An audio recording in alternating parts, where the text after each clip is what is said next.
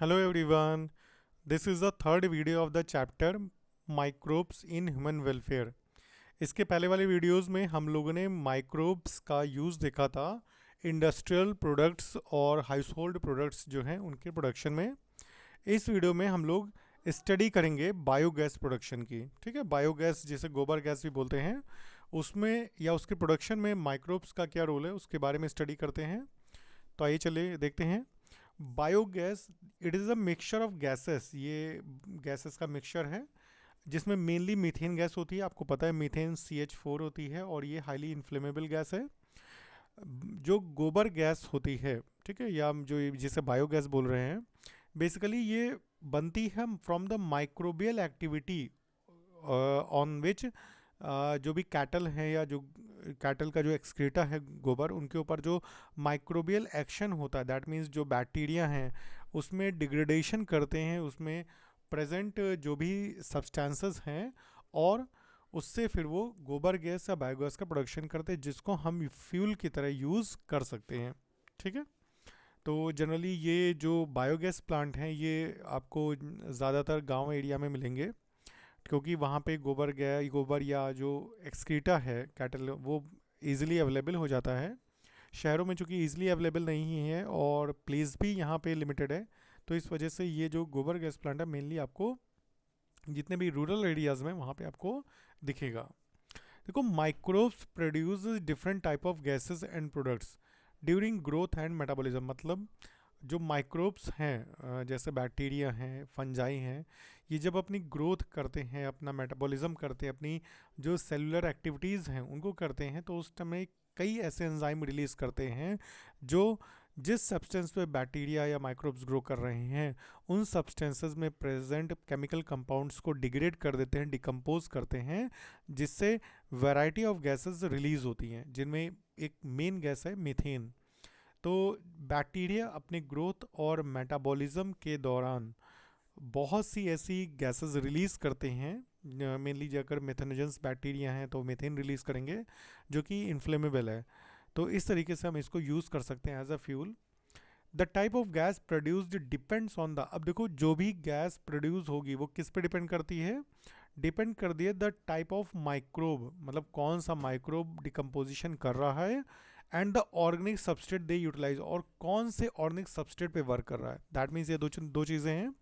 That means कि जो microbes हैं और उन जिन सब्सटेंस पे वो एक्ट करते हैं या जिस सब्सटेंस को डिकम्पोज कर रहे हैं, दोनों के टाइप पे डिपेंड करता है कि कौन सी गैसेस रिलीज होंगी। जैसे मोस्ट कॉमन हम देखते हैं, जैसे कुछ बैक्टीरिया हैं जो एनारोबिकली ग्रो करते हैं। एनारोबिकली मतलब ऑक्सीजन की एब्सेंस में वो ग्रो करते हैं सेल्यूलोसिक मटेरियल पे। सेल्यूलोसिक मटेरियल आपको पता है, जो कैटल्स होते हैं वो ग्रेजिंग हैबिट के होते हैं, वो घास को, प्लांट्स की पत्तियों को, इन सबको खाते हैं, चरते हैं। तो उनके बॉडी में जो हर्बीवोर्स हैं, बेसिकली जो ग्रेजिंग कैटल हैं, इनमें सेल्यूलोसिक मटेरियल बहुत होता है। तो बेसिकली उस पर ये माइक्रोब्स एनारोबिकली ग्रो करते हैं, उस पर अपना मेटाबॉलिज्म, उसकी मेटाबॉलिक एक्टिविटीज़ करते हैं, और एक लार्ज अमाउंट में methane along with CO2 and hydrogen, मतलब मीथेन, कार्बन डाइऑक्साइड, हाइड्रोजन, इसी के मिक्सचर को भी बायोगैस बोलते हैं। तो ये जो गैसेस हैं ये रिलीज़ करते हैं। These bacteria are collectively called methanogens. इन बैक्टीरिया की जो कैटेगरी उनको हम मिथेनोजेंस बोलते हैं, और इनमें से कॉमन मिथेनोजन बैक्टीरिया है मिथिनोबैक्टीरियम, ये नेम है बैक्टीरिया का। ये बैक्टीरिया क्या करता है, जो सेल्यूलोसिक मटेरियल होता है उस पर, मतलब जो एक तरीके से गोबर है उस पर ये वर्क करता है, इस पर मेटाबॉल अपनी जो भी डिकम्पोजिशन एक्टिविटी है वो करता है, और ये जो है मीथेन प्रोड्यूस करता है along with CO2 and hydrogen. These bacteria commonly found in the anaerobic sludge, और ये बैक्टीरिया जनरली आपको एनारोबिक स्लज में भी मिल जाएंगे। जैसे हमने अभी पिछले वीडियो में सीवेज ट्रीटमेंट के बारे में हम लोग ने पढ़ा था। सीवेज ट्रीटमेंट, जहाँ पे सीवेज ट्रीटमेंट प्लांट है, STP प्लांट होता है, जहाँ पे जो भी सीवेज है, जो शहरों का जो म्यूनिसिपल वेस्ट वाटर है, जो सीवेज है, उसको ट्रीट किया जाता है before they dispose into the river. River में बहाने से पहले उस वाटर को ट्रीट किया जाता है। तो जनरली उसमें भी आपके पहले एरोबिक बैक्टीरिया से जो सेकेंडरी ट्रीटमेंट होता है वो बायोलॉजिकल ट्रीटमेंट होता है, और जो सेकेंडरी बैक्टीरिया जो हैं वर्क करते हैं, दैन उसके बाद वो एक तरीके से बैक्टीरियल फ्लक्स क्रिएट कर देते हैं, उन बैक्टीरियल फ्लक्स को डिकम्पोज करने का काम एनारोबिक बैक्टीरिया का होता है। ये अब आप इसके लिए एक वीडियो दोबारा देखिएगा तो आपको वो क्लियर हो जाएगा। These bacteria also present in the rumen. अब ये जो एनारोबिक बैक्टीरिया हैं ये कैटल के रूमेन में भी प्रेजेंट होते हैं। अब रूमेन आप ये एक पार्ट है स्टमक का कैटल का। जनरली आपने देखा होगा जो कैटल्स होते हैं, जो ग्रेजिंग कैटल हैं, उनको हम रूमिनेंट्स बोलते हैं। बिकॉज जैसे हम लोग का स्टमक है, हम लोग का स्टमक जनरली एक सिंगल ऑर्गन है, उसमें लोब आपको नहीं दिखेंगे अंदर से, बाहर की तरफ से दिखते हैं बट अंदर की तरफ से कोई लोब नहीं है। बट जो कैटल हैं जिनको रूमिनेंट्स बोलते हैं, बिकॉज उनके स्टमक में 4 चैम्बर होते हैं। जो कैटल है उनके स्टमक में 4 चैम्बर होते हैं। जनरली यहाँ पे कुछ हम बता देते हैं, जैसे एक र्यूमेन है, फिर रेटिकुलम है, ओमेसम है और एबोमेसम है। ठीक है, ये 4 चैम्बर होते हैं जो उसके डाइजेशन के लिए रिस्पॉन्सिबल होते हैं। तो जनरली इनको रूमिनेंट्स बोलते हैं बिकॉज इनके स्टमक में रूमेन होता है और इस पार्ट में इनके एनारोबिक बैक्टीरिया प्रेजेंट होते हैं। A lot of cellulosic material present in the food of cattle is present in the rumen. अब रूमेन में इनके सेलुलोसिक मटेरियल भी है जो ग्रेज करते हैं, ग्रेजिंग करते हैं, जो चढ़ते हैं। रूमेन में क्या होता है, ये बैक्टीरिया जो हैं ये ब्रेक डाउन करते हैं सेलुलोज का and play an important role in the nutrition of cattle. और जो कैटल होते हैं आफ्टर डिकम्पोजिशन सेलुलोज का जो भी उसका यूटिलाइजेशन होता है वो यूटिलाइज कर लेते हैं cattle. But the excreta of the cattle, जो गोबर होता है, जो कैटल का एक्सक्रीटा है, that is rich in methanogen bacteria. वो मिथेनोजन बैक्टीरिया से रिच होता है और जनरली हम उसको यूज़ करते हैं for the generation of biogas. Biogas production के लिए उसको हम गोबर गैस भी बोलते हैं, क्योंकि एक जो एक्सक्रीटा है कैटल का उसको गोबर बोलते हैं। Biogas plant consist of a concrete. अगर हम स्ट्रक्चर देखें कि कैसा बायोगैस प्लांट होता है, ठीक है, तो अगर बायोगैस प्लांट देखें तो बायोगैस प्लांट में एक कंक्रीट टैंक होगा जिसमें बायो वेस्ट हैं उनको कलेक्ट किया जाएगा। जैसे जो उनका काउडंग है, जो गोबर है, उसकी स्लरी उसमें पानी में उसको मिक्स करके उसको स्लरी बनाते हैं, उसको डाल देते हैं उस कंक्रीट टैंक में। और उसके ऊपर एक फ्लोटिंग कवर प्लेस होता है, बड़ा सा टैंक टाइप का, वो एक कवर होता है टंकी टाइप का लग दिखेगा। और उस जो कंक्रीट टैंक है उसको बोलते हैं डाइजेस्टर। उसके ऊपर एक जो फ्लोटिंग है कवर उसको उस पर रहता है, that moves upward when the gas is produce. और जब गैस उस डाइजेस्टर पार्ट में बनती है तो वो फ्लोटिंग कवर ऊपर हो जाता है। इसको कंस्ट्रक्शन में अगर हम आपको बताएं तो ये आपके सामने कंस्ट्रक्शन है। कंस्ट्रक्शन देखिए, ये आपका कुछ है, ये ज़मीन के अंदर ये जो आपका ये पूरा डाइजेस्टर है। आप यहाँ पे बाहर की तरफ कैटल की जो स्लरी है उसको, वो कैटल डंग जो है उसकी स्लरी है उसको वाटर के साथ मिक्स कर देते हैं। ये मिक्सिंग टैंक है जो ग्राउंड लेवल पे होता है। इससे एक इनलेट होता है जो इस स्लरी को बहा करके इस डाइजेस्टर टैंक में डाल देता है। यहाँ पे ये एरो से दिख रहा होगा आपको, इसमें डंग और वाटर मिक्सचर है, ठीक है। और ये यहाँ पे नीचे ये जो टैंक है, ये पूरा ये जो टैंक बना हुआ है ये अंडरग्राउंड डाइजेस्टर टैंक है ये पूरा। और ये इसके ऊपर एक फ्लोटिंग गैस होल्डर टाइप है, ये टंकी का कवर टाइप का है। ये गैस वॉल्व लगा हुआ है और ये गैस बाहर निकलती है। जब यहाँ पे डाइजेस्टर जो है टैंक है, इसके अंदर जब डाइजेस्ट होता है तो यहाँ से गैस प्रोड्यूस होती है जो ऊपर की ओर आती है, और ऊपर की ओर बायोगैस यहाँ पे कलेक्ट होती है। ये बायोगैस यहाँ पे कलेक्ट हो जाती है टंकी में और टंकी ये ऊपर की तरफ उड़ जाती है। जब ऊपर की ओर उठती है और अगर बायोगैस का जब हमें यूज़ करना होता है तो हम इस गैस वॉल को खोल देते हैं और गैस यहाँ से बाहर फ्लो हो जाती है। ये पाइप जा कर के घरों में जो गैस चूल्हा है उसमें लगा रहता है और उसमें आसानी से हम गैस का यूज़ कर सकते हैं।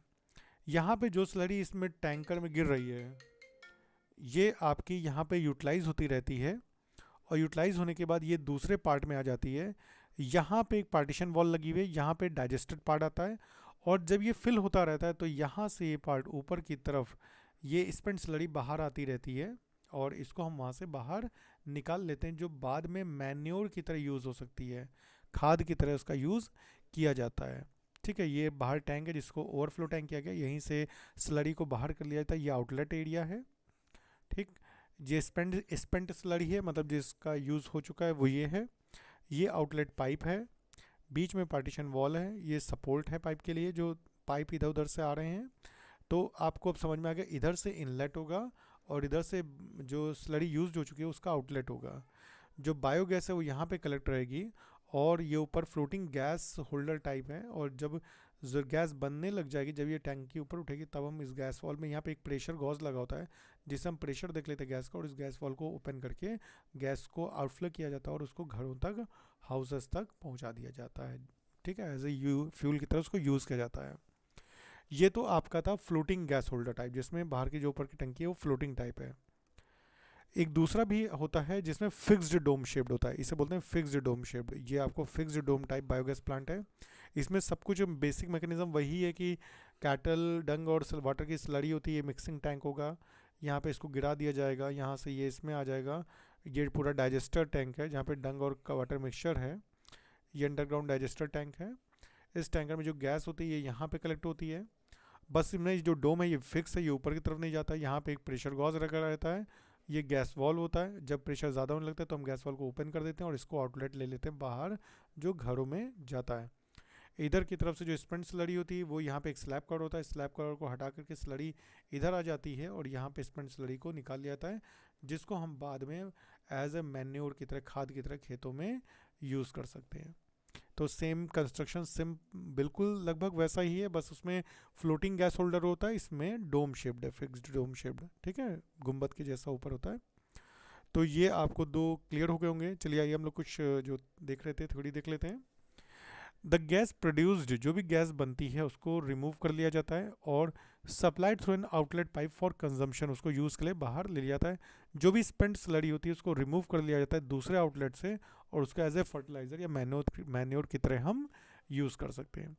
बायोगैस प्लांट जो है वो मोर ऑफन, जैसा हमने बताया था कि रूरल एरियाज़ में ये ज़्यादा आपको दिखेंगे, क्योंकि वहाँ पे बहुत ज़्यादा अमाउंट में कैटल डंग आसानी से ईजिली अवेलेबल होता है। ठीक है, बायोगैस को हम यूज़ कर सकते हैं कुकिंग के लिए, लाइटिंग के लिए, और भी बहुत से पर्पज़ के लिए यूज़ किया जाता है।